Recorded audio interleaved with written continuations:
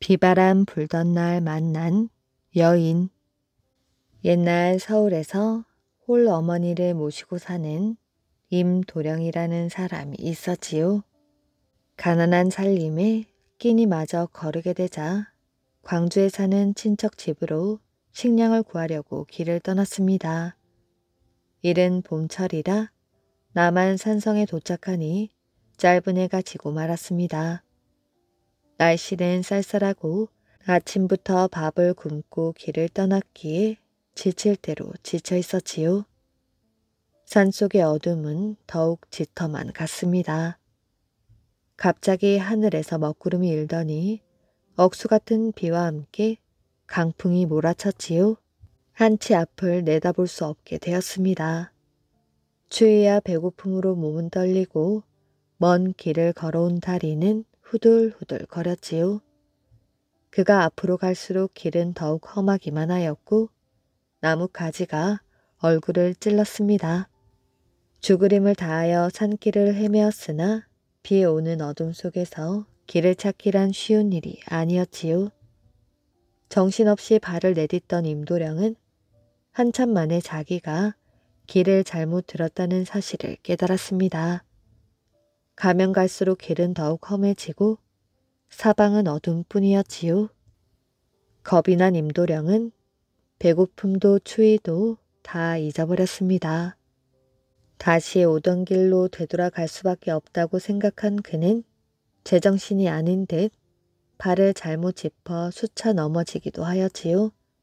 그때 어디선가 반짝이는 불빛을 본 듯한 환각에 사로잡혀 버렸습니다. 그는 두 손으로 눈을 비비며 불빛을 다시 찾았지요. 틀림없이 비바람 속에서 반짝이는 불빛이 보였습니다. 그는 불빛을 찾아 있는 힘을 다하여 걸었지요. 보일 듯 말 듯한 깜빡이는 불빛이야말로 지금 그에겐 살아날 수 있는 단 한 줄기의 유일한 희망이었습니다. 거의 기다시피 찾아간 그 집은 이상하리만큼 깊은 산중에 어울리지 않는 아름다운 집이었지요. 그의 기쁨은 말할 수 없었으나 마음 한구석에 이상한 생각이 들어 마음이 편치 못했습니다. 집안의 동정을 살폈지만 무서우리만큼 조용했고 이상하게 기분 나쁜 공기가 감도는 듯 하였습니다. 그러나 임도령은 용기를 내었지요. 떨리는 목소리로 주인을 불렀습니다. 여보시오, 주인 어른 계십니까? 아무런 대답이 없었지요. 임도령은 무서운 침묵에 소름이 끼쳤습니다. 그때 여자의 치마 끄는 소리가 나고 대문이 열렸지요. 이 밤중에 누구십니까? 아니, 당신은? 임도령은 소스라치게 놀랐지요. 문이 열리는 소리도 없이 호련히 대문을 열고 나타난 사람은 아리따운 처녀였습니다. 산속에서 처녀 혼자 살고 있다는 것도 이상한 일인데 그녀의 용모가 너무나 빼어나 더욱 이상한 생각이 들었지요. 그러나 여자의 목소리가 얼마나 고운지 그는 그만 넋을 잃고 서서 그 황홀한 모습에 정신을 잃고 있었습니다. 누구신지 모르오나 어서 안으로 드시지요.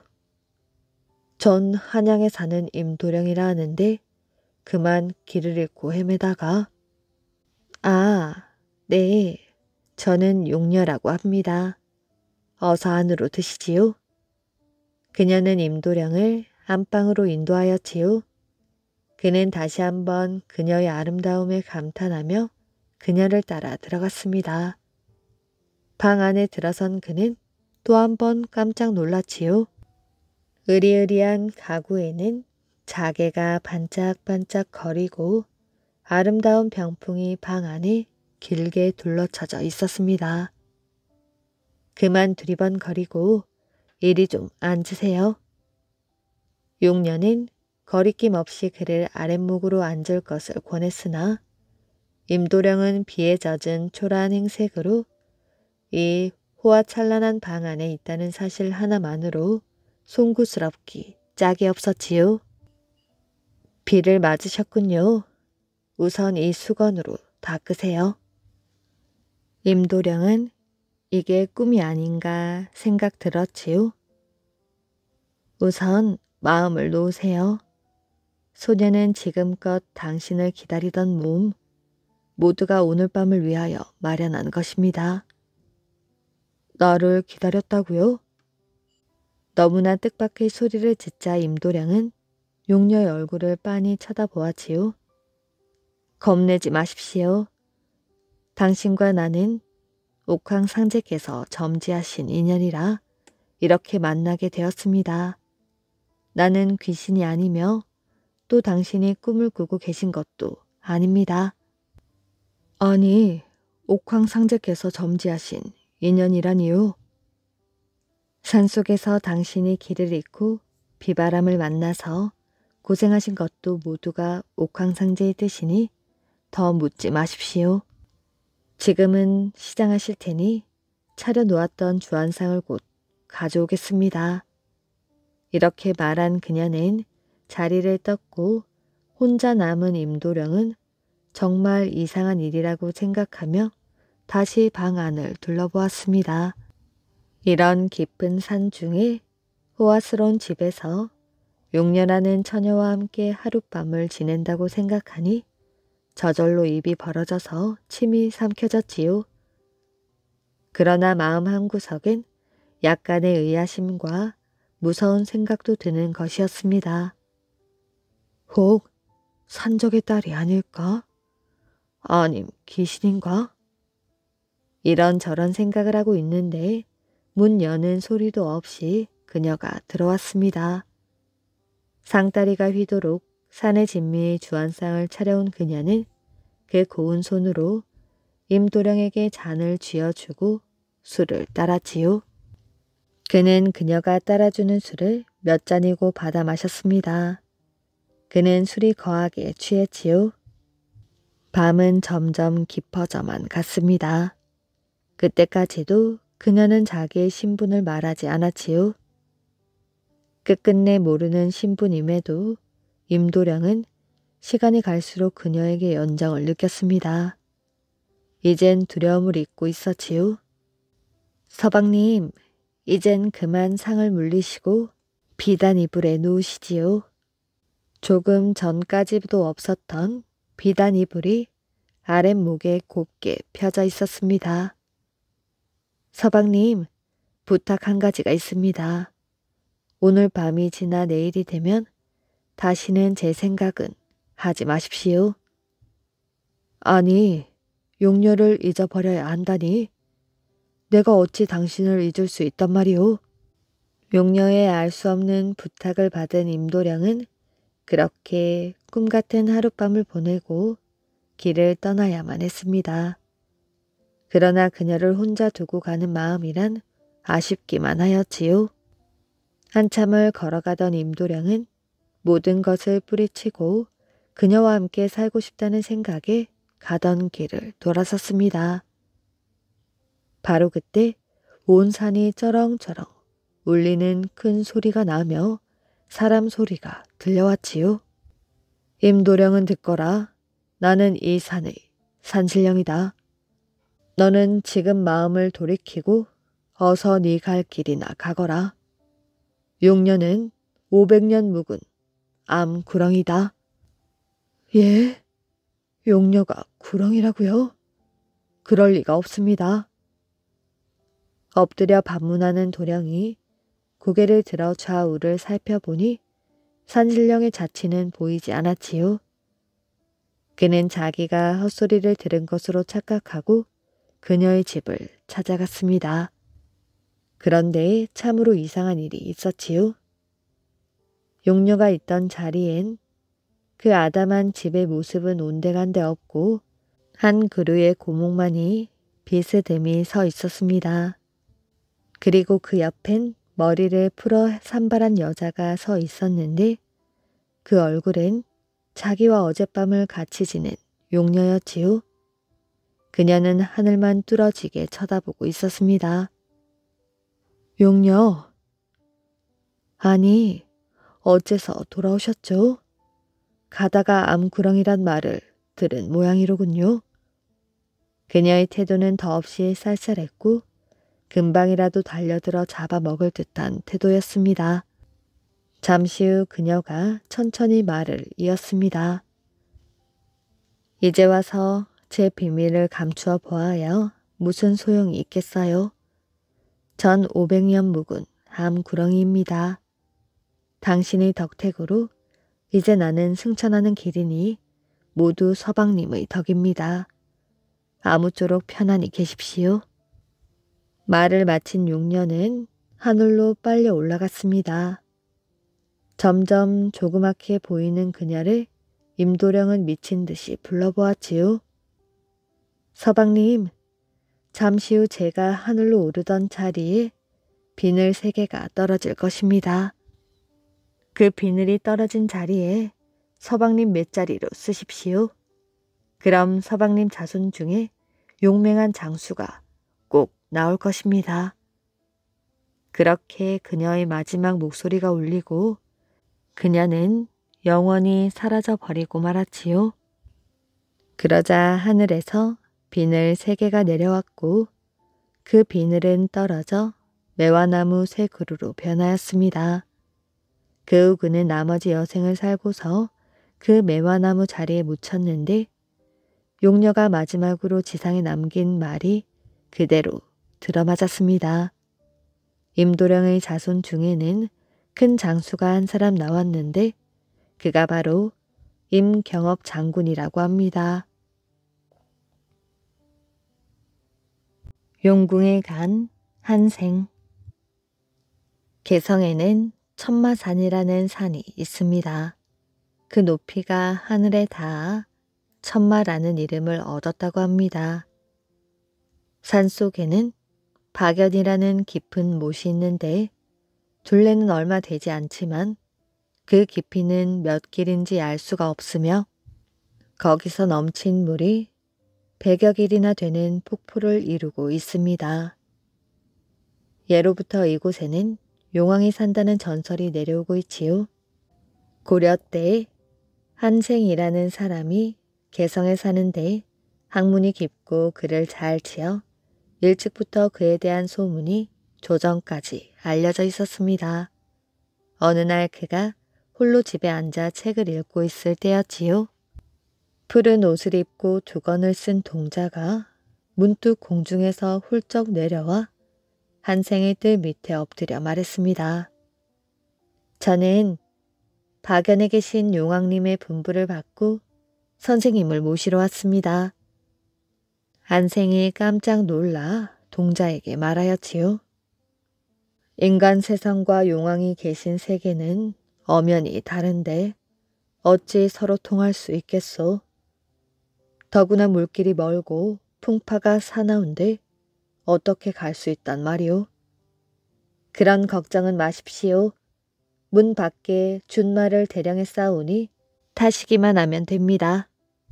한생이 동자의 손에 이끌려 문을 나서니 과연 훌륭한 준마 한 필이 기다리고 있었습니다.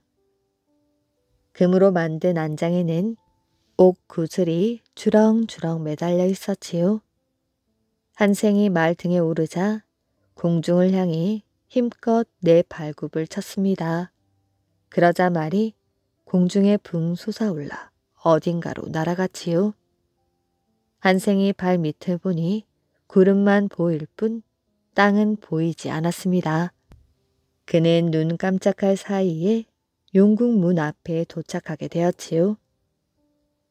문 앞에는 문지기들이 지키고 섰는데 모두 자라 새우 반개 모습을 한 채 무기를 들고 갑옷을 입고 있었습니다. 그들은 한생이 말에서 내리자 공손하게 인사를 올렸지요. 용왕님께서 기다리고 계십니다. 어서 들어가시지요. 한생은 어리둥절해하며 머뭇머뭇 문 안으로 발길을 옮겼지요. 용왕이 있는 곳에 이르니 용왕이 수많은 신하들을 거느리고 친히 마중을 나왔습니다. 용왕은 한생의 손을 잡고 높은 단상으로 이끌었지요. 저는 인간 세상의 백성일 뿐인데 어찌 용왕님과 함께 높은 단상으로 오르겠습니까? 아니요.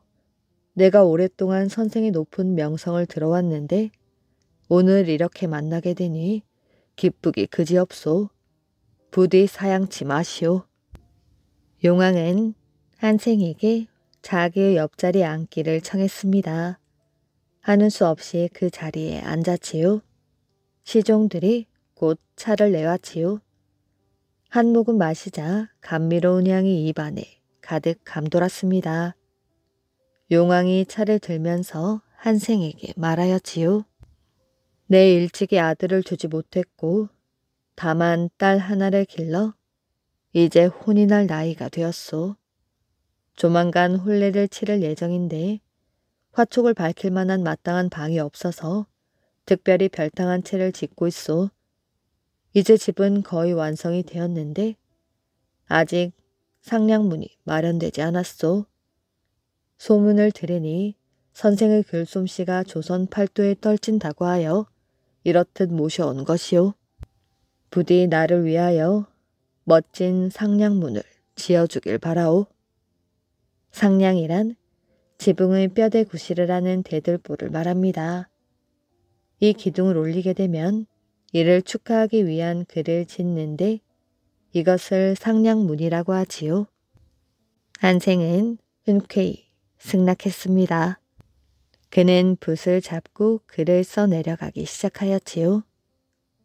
얼마 지나지 않아 글이 완성되었습니다.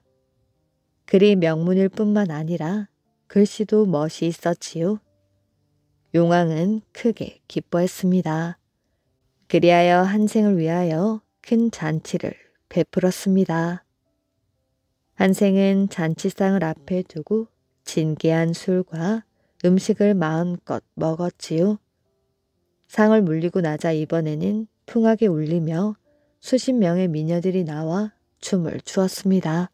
춤을 추는 모습이 나비떼가 꽃밭을 날아다니는 것처럼 아름다웠지요. 춤이 끝나자 10여 명의 악공들이 나와 음악을 들려주었습니다. 곧이어 여러 가지 재주를 가진 용궁의 동물들이 나와서 갖가지 묘기를 보여주었지요. 한생은 한껏 흥이 올라 용왕에게 청을 했습니다. 좋은 음식을 먹고 재미난 구경거리를 보니 너무 흥겹습니다. 이참에 용궁 안팎의 장엄한 모습도 구석구석 구경하고 싶습니다. 그렇지 않아도 용궁 구경을 한번 시켜주려던 참이었는데 잘 되었소.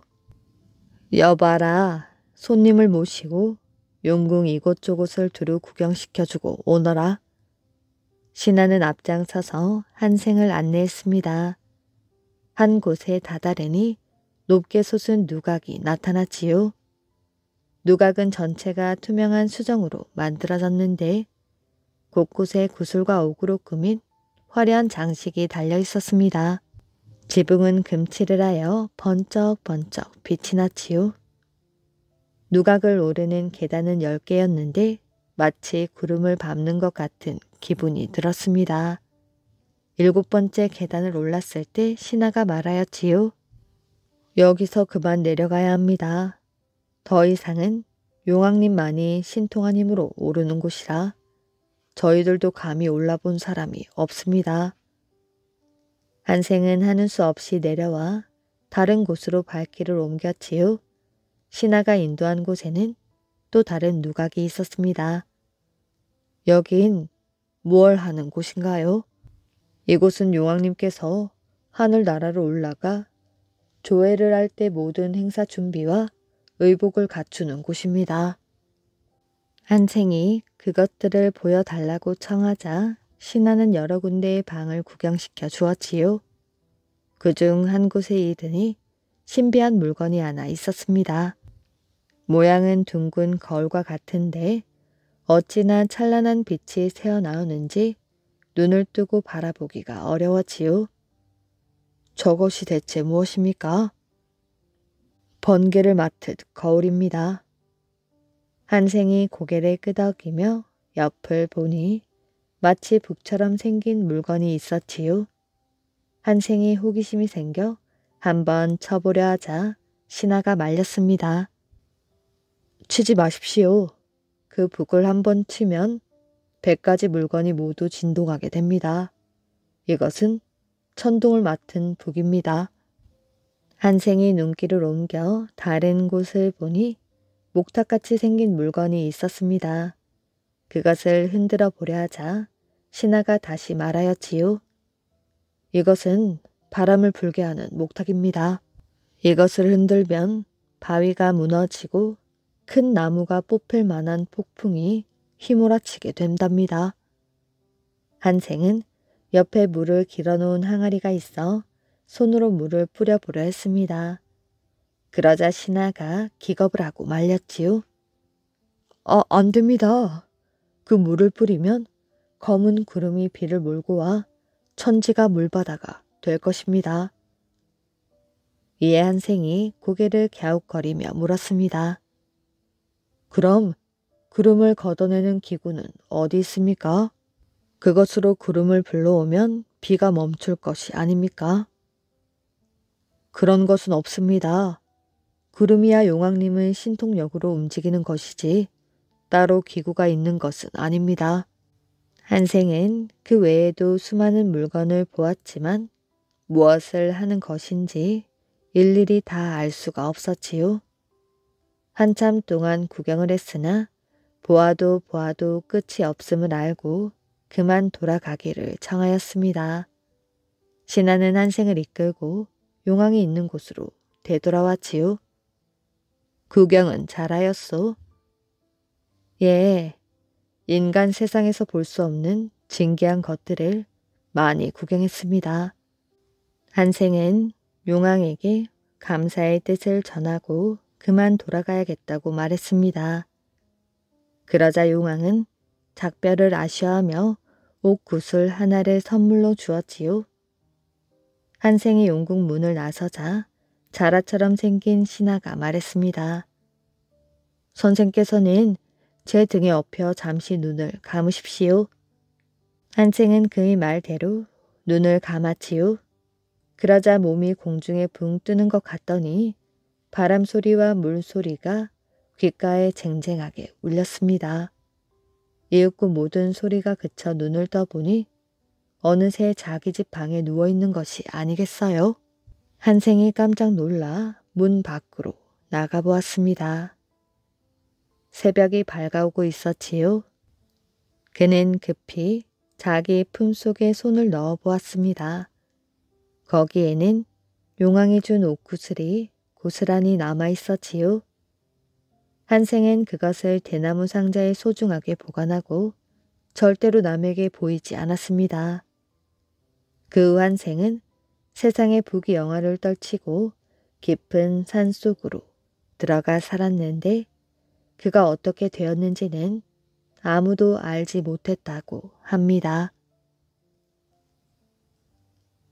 대추나무 이야기. 옛날 옛적에 아주 가난한 부부가 살고 있었습니다. 가난한 부부는 부지런하고 열심히 살았지요.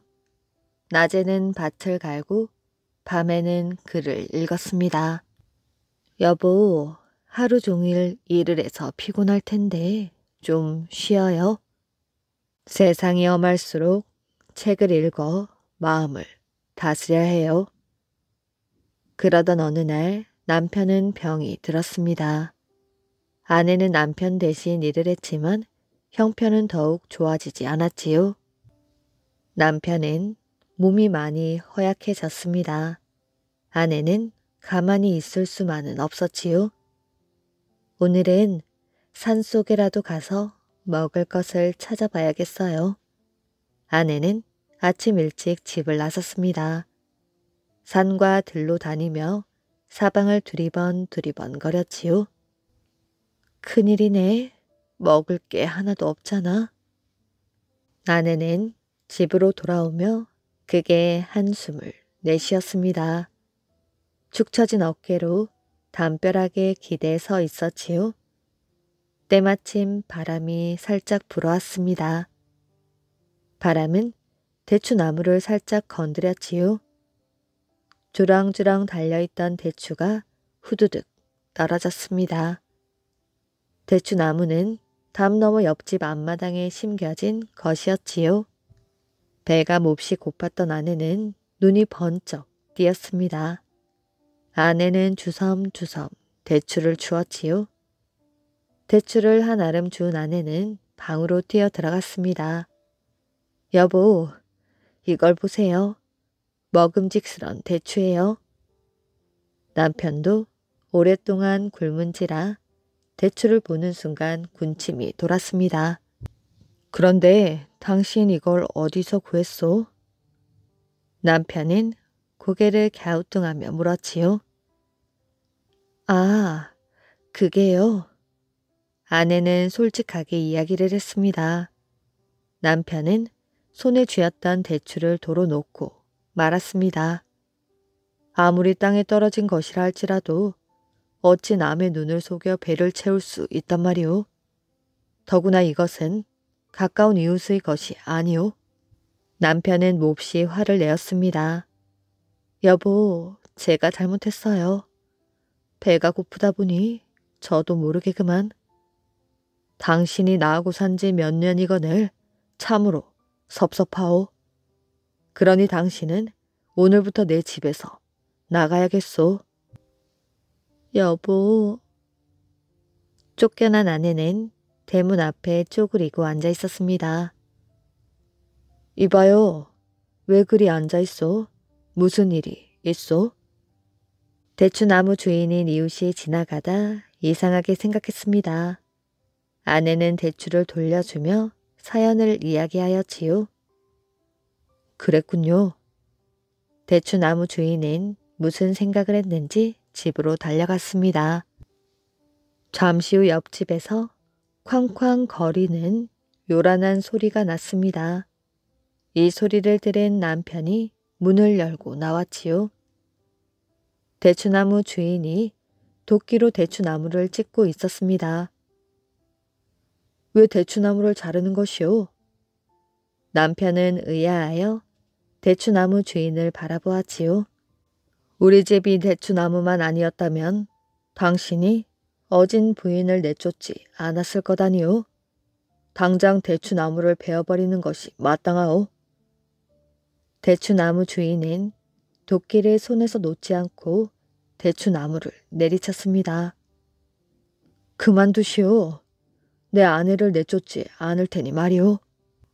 그 말을 들은 옆집 사는 대추나무 주인은 도끼질을 멈추었습니다. 그리하여 대추나무도 무사하고 부인도 돌아오게 되었지요. 뿐만 아니라 옆집과도 서로 도우며 잘 살게 되었다고 합니다. 그때부터 이 마을에 대추나무골이라 불렀다고 합니다. 빵 만드는 부인. 옛날에 빵을 무척 맛있게 만드는 애니라는 부인이 살고 있었지요. 애니 부인은 부드러운 카스테라, 달콤한 케이크, 바삭한 파이 등 못 만드는 빵이 없었습니다. 부인의 빵을 먹은 사람들은 입이 마르도록 칭찬을 하였지요. 그러던 어느 날 요정나라 임금님이 애니 부인이 만든 빵 한 조각을 먹게 되었습니다. 이렇게 맛있는 빵이 있다니 날마다 먹을 수는 없을까? 임금님은 생각 끝에 애니 부인을 요정나라로 데려가기로 하였지요. 그래서 애니 부인이 시장을 가려고 집을 나설 때를 기다렸습니다. 그러고는 애니 부인이 나타나자 잠이 오는 꽃가루를 뿌렸지요. 아니, 여기가 어디지? 아무것도 모르고 잠에서 깬 애니 부인은 어리둥절했습니다. 여긴 요정나라입니다. 당신은 앞으로 이곳에서 우리 요정을 위해 날마다 빵을 만들어 주십시오. 요정나라의 임금이 말해 애니 부인의 눈앞이 캄캄해졌습니다. 어찌 이런 일이? 아니야, 정신을 차려야 해. 어떡하든 도망갈 방법을 찾아야지. 애니 부인은 속으로 다짐을 하며 고개를 끄덕였습니다. 부인은 먼저 임금님을 안심시켜야 한다고 생각하였지요. 내 빵이 그리 맛있다면 빵을 만들어 드릴게요. 애니 부인이 도망치려고 하지 않는다는 사실도 좋았지만 임금은 그보다 날마다 맛있는 빵을 먹을 생각에 마음이 들떴지요. 빵을 만들려면 재료가 필요합니다. 밀가루, 우유, 달걀, 설탕, 버터를 주세요. 그리고 부엌은 어딘가요? 임금님은 애니 부인의 말을 모두 들어주었습니다. 아니, 이 그릇으로는 안 되겠어요. 나는 내 그릇 없이는 빵을 만들 수가 없습니다. 그러니 우리 집에 있는 프라이팬, 주전자 물동이, 커다란 그릇, 거품을 만들 스푼을 가져다 주세요. 이번에도 임금님은 애니 부인의 말을 들어주었습니다. 애니 부인이 필요하다는 모든 것을 가져다 주어라.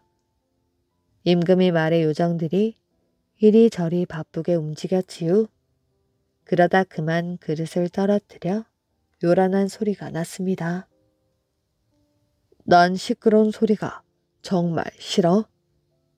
임금은 귀를 막으며 몸서리를 쳤습니다. 그 모습을 본 애니 부인은 좋은 생각이 떠올랐지요. 애니 부인은 그릇에 달걀을 깨어 넣고 우유와 밀가루 그리고 버터를 섞었습니다. 부엌 안은 커다란 스푼으로 재료를 섞는 소리로 시끌시끌 하였지요. 그때마다 임금님은 몸을 움찔움찔했습니다. 임금님, 전 빵을 구울 때 내 고양이가 있어야 해요. 임금님은 요정에게 고양이를 데려오라고 명령했습니다. 이제 부엌은 고양이 울음소리까지 더해져 정신이 없었지요. 임금님은 그 소리에 얼굴을 찌푸렸습니다. 강아지 생각에 빵을 만들 수가 없어요. 강아지를 데려다 주세요. 요정나라 임금은 이번에도 강아지를 데려오라고 명령했습니다. 애니 부인은 강아지를 고양이 옆에 두었습니다. 그러고는 더욱 세차게 반죽을 휘저었지요. 임금은 지끈지끈 머리까지 아팠습니다. 하지만 맛있는 빵을 먹을 수 있다는 생각을 하며 참았지요. 참, 집에 있는 아이가 날 찾을 거예요. 아이도 데려다 주세요. 애니 부인이 쉴 새 없이 움직이며 말했습니다. 임금은 당연히 아기를 데려오라고 말했습니다. 임금은 더 이상 시끄러운 소리를 참을 수가 없었지요. 그래서 두 손으로 귀를 막으며 큰 소리로 외쳤습니다. 그만, 정신을 못 차리겠어. 맛있는 빵이고 뭐고 어서 돌아가. 임금이 버럭 소리를 질렀지만 애니 부인은 방긋 웃었습니다. 하는 수 없네요. 대신 제가 날마다 맛있는 케이크를 만들어 요정의 언덕에 놓아둘게요. 그 뒤로 애니 부인은 날마다 많은 사람들을 위해 더욱 맛있는 빵을 만들었습니다. 물론 요정의 언덕에 케이크를 갖다 놓는 것도 잊지 않았다고 합니다. 물 건너가는 스님. 옛날 어느 산골에 커다란 절이 있었습니다. 하루는 어느 상좌가 바깥에서 뛰어 들어오며 숨찬 소리로 스님을 급히 불렀습니다. 까치가요, 절 문 밖 큰 대추 나무에다 집을 짓는데 웬 옷비냐를 갖다 끼워요. 스님이 이상하게 여겨 나가보니 상자는 올라가서 옥비냐를 꺼내라고 깨었습니다. 그래서 스님은 까치 집을 한참 쳐다본 후 신과 버선을 벗어놓고 손에 침을 바르더니 대추나무를 올라가기 시작하였지요. 스님이 까치 집까지 올라가는 걸 보던 상자는 소리쳤습니다. 저것 보셔요. 우리 스님이 까치 새끼를 꺼내 생으로 뜯어 잡수시네요. 하며 절이 떠나갈 듯 고함을 쳤습니다. 절 안의 스님들이 일제히 쳐다보니 대추나무 위에 있던 스님이 당황하여 급히 내려오다가 가시에 온몸이 찢겨 피투성이가 되었습니다. 다른 스님들에게 변명을 한 후 그 스님은 부끄럽기도 하고 분함을 못 참아 상좌를 끌고 들어가 실컷 때려 주었습니다. 그러나 이 상자는 원래 장난을 잘 쳤으므로 또 골려줄 방법을 생각하였지요. 때는 가을이었습니다. 어느 날 상자가 절 아래 있는 동네에서 돌아와 스님 곁에 앉으며 은근히 말을 꺼냈습니다. 저 아랫마을 주막집에 젊은 과부가 하나 살지요. 제가 절로 오려니 과부가 불러서 무슨 일인가 하고 갔더니 절 근처 많은 감나무에 열린 감을 혼자만 잡숫냐고 물어요. 그래서 대답하길 스님이 그럴 리가 있나요? 스님도 잡수시고 다른 사람도 나눠줍니다 하였지요. 그랬더니 과부 말이 스님께 여쭙고 좀 얻어달라고 합니다. 그래? 그럼 먹을 만큼 따다 주려무나. 그리하여 상자는 만족한 듯 좋은 감을 골라서 따 가지고 내려갔습니다. 그 과부는 굉장한 미인이라 탐내지 않는 사람이 없었지요. 스님도 과부를 은근히 생각하는 눈치였습니다. 그 여자는 겉은 꽃 같으나 속은 얼음과 같이 찬 천하 미인이지. 감히 말을 해본 사람도 말소리를 들어본 사람도 없는데 감을 맛보자는 것은 나와 통하자는 것이 아닐까? 스님은 속으로 중얼거리며 마음을 조였습니다. 얼마 후 상자가 웃으며 들어왔어요. 스님, 감을 가져다 주었더니 어찌나 좋아하는지 모르겠어요. 그런데 그 과부가 또 하는 말이 있어요. 무슨 말이더냐? 저 불당의 옥병은 스님이 혼자 잡숫냐고 물어요. 그래서 모두 나눠 먹는다고 했지요. 대답을 잘하였구나.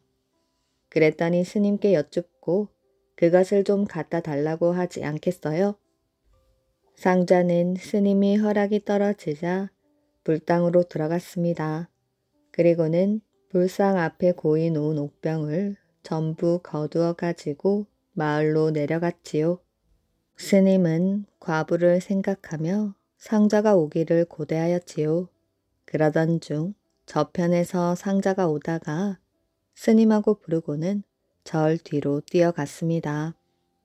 스님이 초조하게 쫓아가니 상자는 뒷간으로 들어갔지요. 스님은 걸음을 멈추고 상자가 나올 때만 기다렸습니다. 이윽고 상자가 나오며 아이고 똥 쌀 뻔했네 하고 말하였지요. 스님은 자기가 뛴 일이 분하여 어찌된 일이냐고 물었더니 상자는 왜 여길 오셨느냐고 했습니다. 네가 뛰어오길래 영문도 모르고 왔지. 소생은 여기까지 올라오시라는 게 아니라 말씀을 전하려다 뒤가 급해서 뛰었습니다. 그러면 말이라도 하고 오지. 과부가 뭐라더냐? 과부 말씀 하지도 마셔요. 제가 갔다가 맞아 죽을 뻔했어요. 병을 갖다 놓고 얘기를 하려는데 과부의 아버지가 술에 취해서 작대기로 때리며 무슨 중놈이 고약한 짓을 하려고 이곳에 왔느냐고 하잖아요. 얻어맞고 뒷곁으로 뛰어오는데 과부가 쫓아오며 이틀 뒤 오라고 했습니다만 다시는 못 가겠습니다. 맞아 죽으려고요. 스님은 후일 다시 오란 말에 정신이 번쩍 들어 상자를 자기 방으로 데리고 들어가서 돈을 주고 달래며 호감을 사느라고 애를 썼답니다.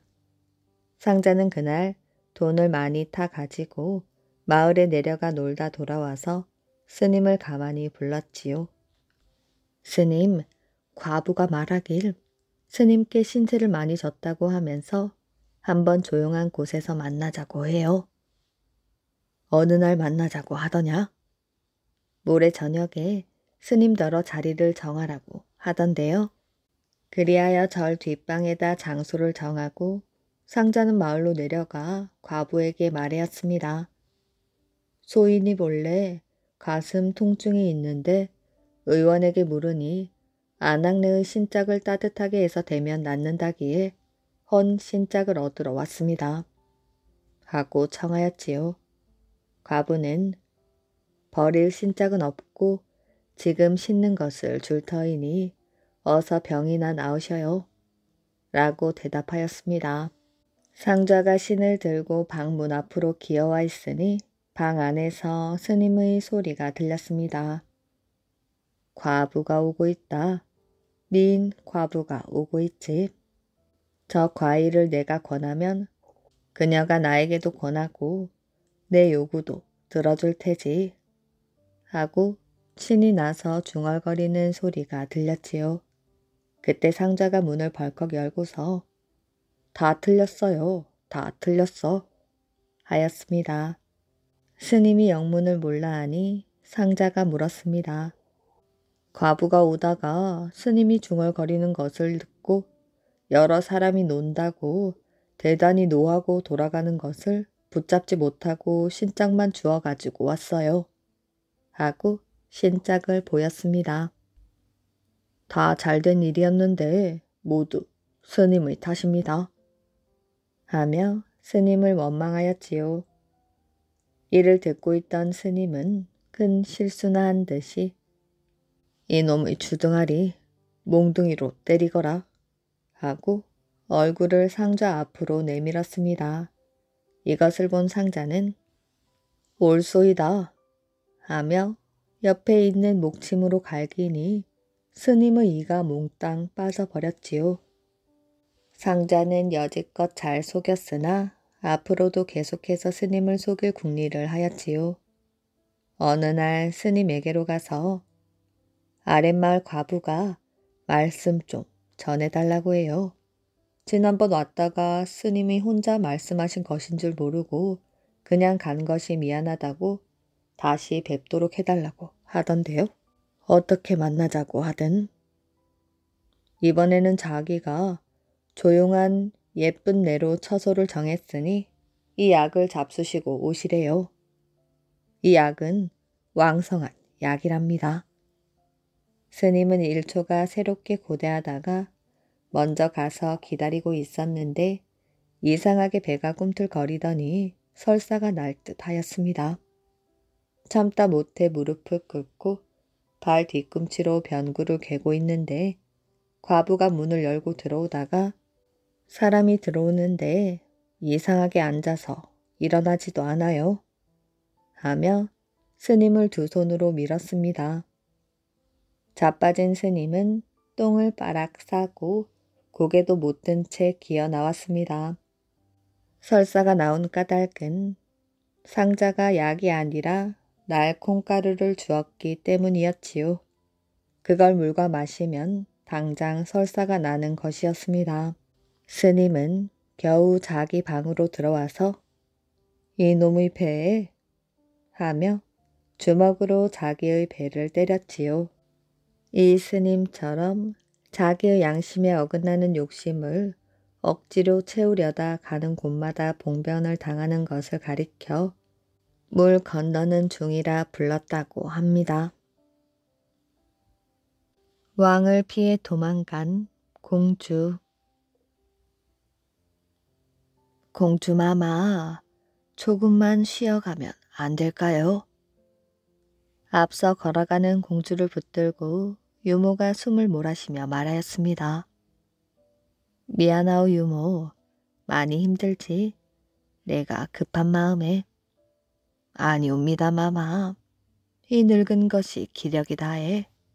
괜히 마마께 폐를 끼쳐드려서 그저 송구할 뿐입니다. 공주는 그렇게 말하는 유모의 손을 잡고 근처 바위에 기대어 앉았습니다.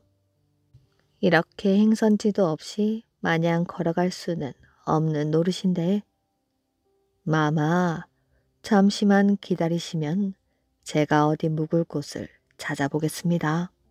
그때 마침 지게를 지고 산에서 내려오던 젊은이가 두 사람을 발견하고는 잠시 머뭇거리다가 가까이 다가왔습니다.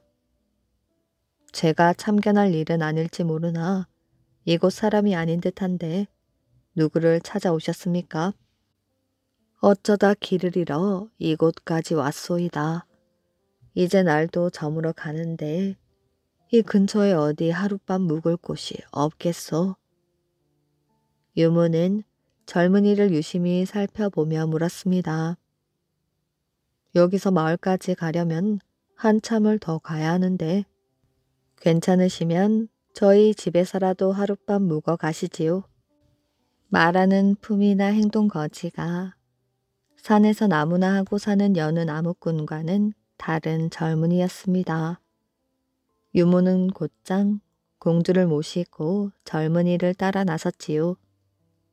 젊은이의 집은 산 기슭에 있는데 방 안에는 서책들이 한쪽 벽면을 가득 메우고 있었습니다. 젊은이는 두 사람을 방으로 안내한 후 서둘러 밥을 지어 상을 차려 내왔지요. 혼자 살고 있어 그다지 먹을 만한 것이 없소이다. 부족하지만 한 끼 허기를 면하는 데는 도움이 될 것입니다. 공주와 유모는 새벽부터 제대로 먹지도 못하고 사람들이 눈을 피해 한양에서 이곳 속리산까지 종일 걸어왔는지라 밥 한 그릇을 맛있게 먹어 치웠습니다. 고맙습니다, 도련님. 보아하니 이런 산골에 사실 분은 아닌 듯한데 어찌 이런 산중에 혼자 살고 계신지요? 그리 보이십니까? 실은 제 조부님이 함자가 김자 종자 서자이십니다. 지금은 임금에게 억울하게 죽임을 당하셨지요. 그는 어린 임금 단종을 보호하려다 아들과 함께 세조에게 무참히 죽임을 당한 김종서 대감의 친손자였지요. 그로 인해 집안은 풍비박산이 나고 저 혼자서만 이곳까지 피신해 온 것입니다. 젊은이의 말에 공주는 입술을 꼭 깨물며 눈물을 흘렸습니다. 아버지, 이 많은 업보를 어찌하시렵니까? 그 모습을 본 젊은이는 의아한 듯 물었습니다. 제가 무슨 잘못이라도 했나요? 갑자기 왜 눈물을 흘리시는지? 공주의 눈물을 닦아주던 유모는 그제야 속사정을 말하였습니다. 실은 이분이 공주마마이십니다. 그런데 그만 전하의 노여움을 사서. 공주는 천성적으로 품성이 착하고 마음씨가 고왔습니다. 그녀는 아버지 세조가 무자비하게 왕위를 찬탈하고 그것도 모자라 나이 어린 단종을 죽이려 하자 그냥 지켜볼 수가 없었지요. 아바마마, 어찌 어린 조카를 죽이려 하십니까? 이는 혈육 안에 있을 수 없는 일이옵니다. 부디 통촉하옵소서 마마. 공주가 피눈물을 토하며 간청하였지만 세조는 오히려 공주를 나무랐습니다. 네가 관여할 일이 아니니 썩 물러가거라. 아바마마, 자식된 도리로서 그릇된 일을 하시는 아버지를 어찌 그냥 두고 볼 수 있단 말입니까? 제발 소녀의 말을 저버리지 말아주십시오. 매일같이 공주의 간언은 계속되었고 진노한 세조는 마침내 공주에게 무거운 벌을 내릴 생각까지 하게 되었습니다. 일이 이렇게 되자 불안한 사람은 정의왕후였지요. 세조와 공주 사이에서 어찌할 바를 모르고 있었던 차에 공주가 목숨까지 잃을지 모른다고 판단한 정의왕후는 조용히 공주의 유모를 불렀습니다. 지금 공주의 앞날을 누구도 장담할 수 없으니 당분간 네가 공주를 데리고 멀리 피신해 있도록 해라. 정의왕후는 약간의 폐물을 챙겨 공주와 유모를 몰래 대궐 밖으로 내보내고 세조에게는 공주가 급작스레 죽었다고 말했습니다. 유모의 말을 들은 젊은이는 사뭇 비탄에 잠긴 어조로 말하였지요. 어쩐지 처음 뵙기에도 예사분이 아니라고 느꼈는데 그런 사연이 있었군요. 이 무슨 기이한 인연인지 알 수 없으나 갈 때를 정하실 때까지 저희 집에서 편히 지내십시오. 공주는 아무 말 없이 그저 고개만 숙이고 앉아 있었습니다. 유모는 젊은이에게 감사의 뜻으로 가지고 있던 폐물을 내밀었습니다. 고맙습니다. 이것으로 보답이 될지 모르나 부디 사양치 말고 받아주십시오. 이런 귀한 폐물을 내놓았다가는 금방 신분이 들통날지 모릅니다. 나중에 세상이 잠잠해지면 그때 받도록 하겠습니다. 그날부터 젊은이 집에서 살게 된 공주와 유모는 부족한 생활이었지만 평화로운 나날을 보냈습니다. 공주는 무엇보다 젊은이가 학문의 조예가 깊고 인품 또한 훌륭하여 점차 마음에 끌렸습니다. 젊은이 역시 공주의 심성에 끌려 그녀를 마음에 두고 있었지요. 이를 눈치챈 유모의 주선으로 어느 날 두 사람은 정화수 한 사발을 떠놓고 조촐하게 남아 혼례를 치렀습니다. 세월이 지나고 슬아의 자식도 생겨나고 세상도 조금씩 평화로워짐에 따라 젊은이는 유모가 갖고 있던 폐물을 팔아 집과 땅을 장만하여 농사를 지으며 그럭저럭 편하게 지낼 수 있게 되었습니다. 그러던 어느 날 마님, 마님. 유모가 성급히 대문 안으로 뛰어들어오며 소리쳤지요. 무슨 일이요? 어찌 그리 급하게 뛰어오시오? 내일 전하께서 이곳을 지나가신다 합니다. 공주는 가슴이 철렁 내려앉았습니다. 몇 년을 죽은 목숨으로 살아왔지만 부모에 대한 그리움은 날이 갈수록 가슴에 사무치고 또 사무쳤던 것입니다. 다음날 공주는 먼 발치에서 남아 아버지의 모습을 보려고 대문 안에 몸을 숨기고 문틈으로 밖을 내다보고 있었습니다. 이윽고 저 멀리서 천천히 여가의 행렬이 다가왔지요. 그런데 웬일인지 공주의 집 앞에 이르러서 그 행렬이 멈추더니 세조를 수행하던 한 신하가 집 앞에서 놀고 있는 공주의 아이들을 세조에게 데리고 가는 것이었습니다. 멀리서 보기에도 자신을 닮았다고 생각하여 데려오라고 명했던 세조는 아이들을 가까이서 보고는 더욱 기이하다는 듯이 말했습니다. 참으로 나를 많이 닮았구나. 내 눈이 잘못되었는가? 아니옵니다, 전하. 정말 신기한 일이옵니다. 세조가 아이들의 얼굴을 이리저리 살피며 매만지는 모습을 본 공주는 차마 터져 나오는 울음을 참을 수가 없었습니다. 갑작스러운 울음소리에 세조는 두리번거리며 신하에게 물었지요. 이게 웬 울음소리인고? 신하도 영문을 몰라 주위를 살피는데 공주의 아이들 중 큰 아이가 대답하였지요. 우리 어머니 울음소리입니다. 네 어머니의 울음소리? 문득 이상한 생각이 든 세조가 아이들의 집으로 들어갔습니다. 무슨 연유로 그리 우는 것이야? 한동안 말을 잇지 못하고 눈물만 흘리던 공주가 천천히 고개를 들어 세조를 바라보았습니다. 아니, 넌? 아바마마, 소녀 지난날 아바마마의 노여움을 피해 이곳으로 도망을 와 이렇게 살고 있습니다. 이 불효 자식을 용서하십시오, 아바마마. 세조는 얼른 다가가 바닥에 엎드려 흐느끼는 공주를 품에 안았습니다. 난 이제껏 네가 죽은 줄로만 알았다. 모든 것이 다 이 죄 많은 아비의 허물이니라. 이 아비가 잘못했다. 세조는 방으로 들어가 못다한 이야기를 나누었습니다. 그래, 이 아이들의 아비는 누구냐? 공주는 잠시 망설였으나 아이들의 아버지를 속일 수 없는 노릇이었지요. 옛날 정승을 지내던 김종서 대감의 손자이옵니다. 지금은 잠시 집을 비웠습니다. 세조는 뜻밖에도 담담하게 말하였지요. 그 정도 제목이면 훌륭한 부마를 얻은 셈이다. 내 한양으로 올라가 너희를 부를 터이니 이제부터 나와 함께 지내자꾸나. 세조는 공주의 손을 부여잡고 따뜻하게 말하였습니다.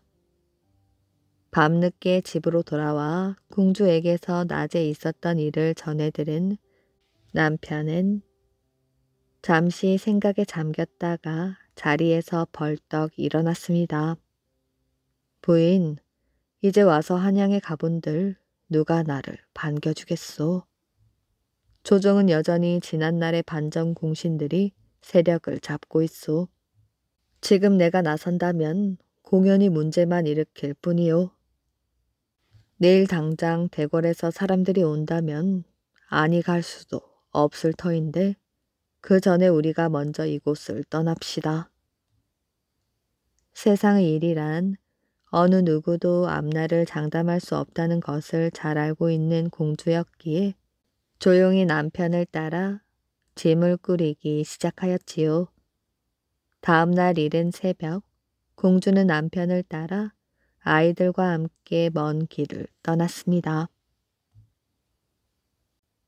이야기 재미있게 잘 들으셨나요?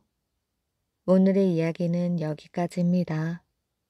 오늘도 이야기를 들어주셔서 정말 감사합니다. 오늘도 편안한 밤 되시길 바랍니다.